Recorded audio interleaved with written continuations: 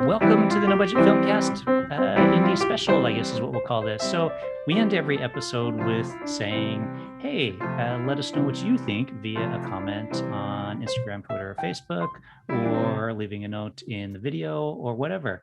And so I decided that maybe we would spend a few minutes and go through some of the comments we received to thank those of you who listen or watch our show and felt the need to comment.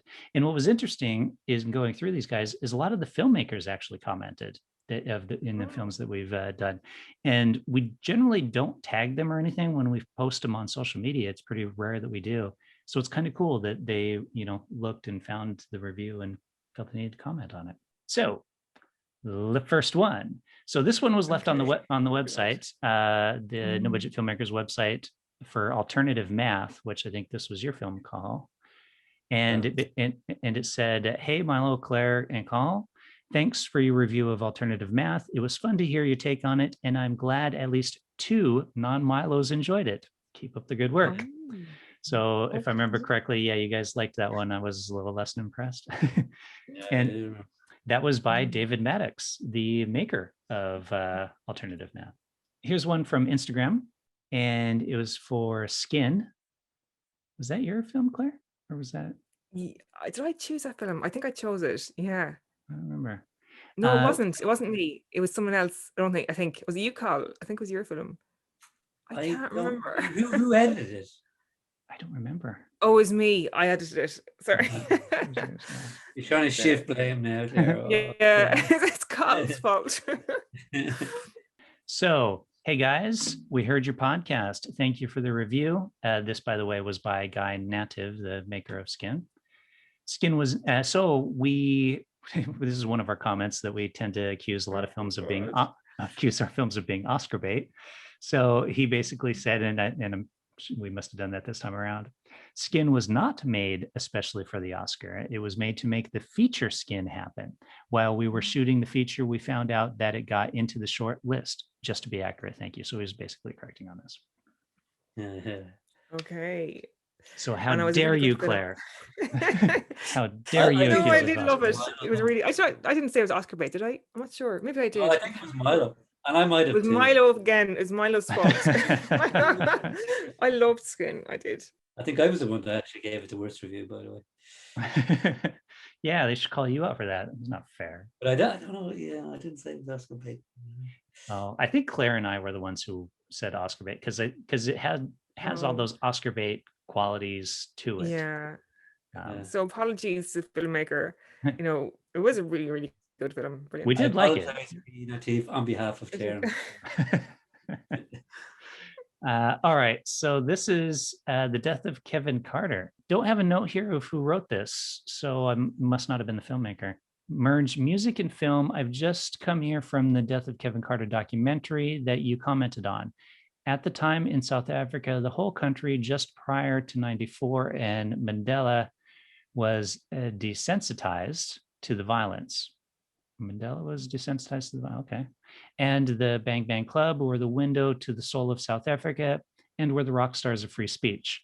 Given that for many, many years, there was none due to apartheid, they, for the first time in essay history, could tell the truth photography as ugly as it was. So it's kind of hard to understand what they're saying there, but I guess they're basically just kind of adding a little bit to what the Bang Bang Club was, that they, were photographers documenting what was going on at that time.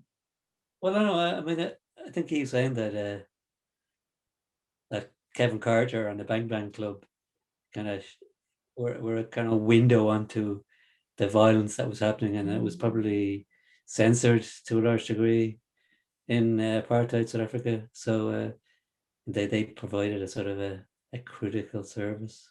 Okay. And I could imagine like that it was desensitized. People were desensitized to it because.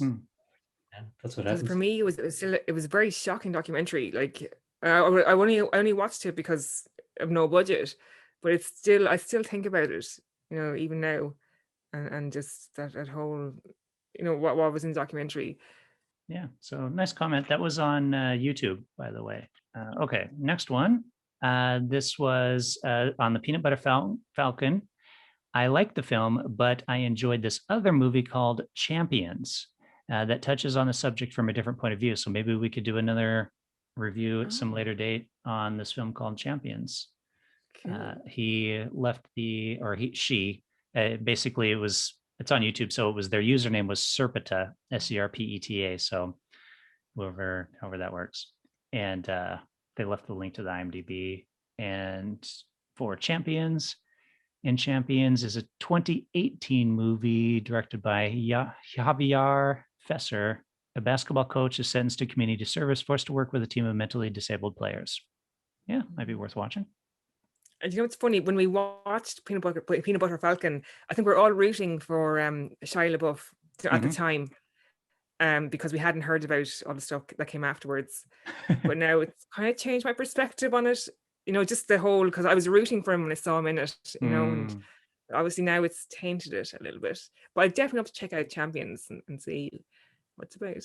Yeah. On a slight tangent, when you mentioned Champions, there was a bit of a controversy. I think it was the Spanish Olympic basketball team, because they do have in the I think it was the Special Olympics, because they do have an event for like players that are kind of, you know, mentally challenged, and they put in a few ringers into the team, like, you know, and I think one of them was a journalist, for instance, and guys that actually, you know, wouldn't have qualified normally, and I think they might have won, but it was a bit of controversy there. So they were ringers in the sense that they didn't have disabilities and they were pretending to? Not disabilities, no. Oh, no. Yeah. There's a documentary right there. It's kind of like, you know, like at Wimbledon, do you know the way was it Wimbledon or I think it was the Olympics, but it was at Wimbledon. It was like wheelchair tennis, and the guy stood up out of his wheelchair and hit the ball. But no, he wasn't. It was just like a bit of a shock, you know. But no, it's just that he needed the wheelchair most of the time, but he could still stand up. But for a second, I thought, God, that guy is cheating. Wow. Wasn't there an episode of South Park as well where Cartman, he was handicapped just to enter in Paralympic, and then I think he ended up losing everything. Oh, all right. So this was on Wasp by Dinan Siali, basically saying, so I think they kind of agreed with me on this one. I agree. 3 stars for the exact same reason. Moving, shaky camera. I literally had to stop the film many times or cover my eyes. I had some pretty intense motion sickness from it. So they hate it. They hate this shaky camera more than I do. Because I think you two liked that film, and I was the one who didn't. Well, you didn't like the film. You just didn't like shaky camera. That was it. That's true. You have shaky camera syndrome. I hate it. Cathal, you'll recognize this one from JD on The Life Exotic. So so we kind of questioned the legitimacy of his documentary, and he took the time to respond.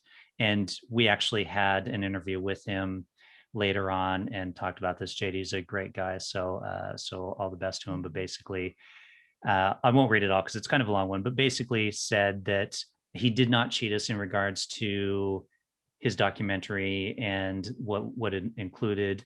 His goal with that film was not to explore what was at the time the sort of the feud between Joe and Carol Baskins. He shot his in 2015, which was before Joe Husband shot himself, before Jeff Lewis was on the scene. So he basically is saying here that he shot his film kind of at a different point in time. So there was different stuff in his film in regards to the story to tell.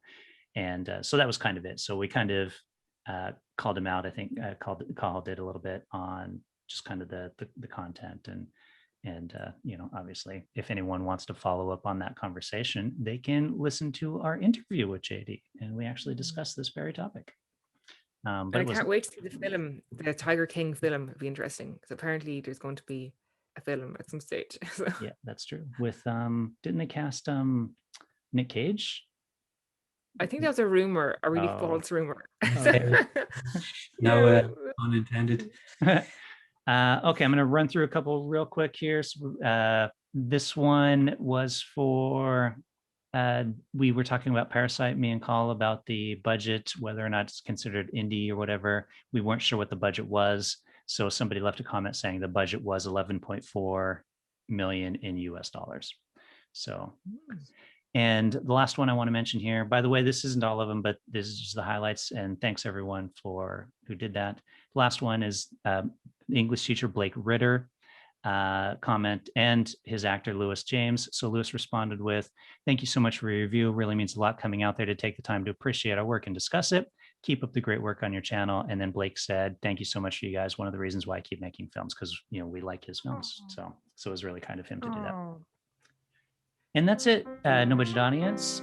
Thanks to those of you who left a comment. If you haven't, feel free to watch one of our reviews or one of the films and let us know what you think or what you think of our reviews. And maybe we will perhaps bring them up on a later episode.